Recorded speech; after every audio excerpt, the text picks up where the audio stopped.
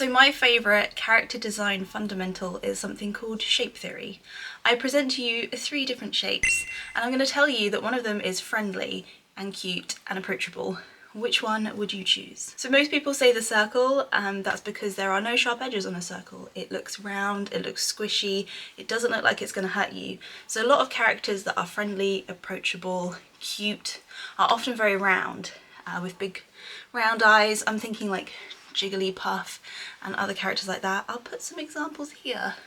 Now, out of the 2 remaining shapes, which one would you say looks more dangerous? Maybe a little bit more evil, a little bit more villainous? Yeah, most people say the triangle, and that's because it has a lot more pointy edges, especially this one that is kind of poking up here.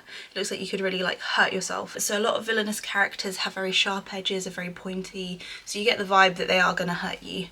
And here are some examples of some characters like that. And the final one, the rectangle, it's a little bit more complicated, a little bit more nuanced, I would say, but effectively rectangular characters are often unmoving, maybe a little bit stubborn, and they're also a little bit reliable. So I'm thinking Manny from Ice Age, he's pretty stubborn, and Wreck-It Ralph, he's very reliable.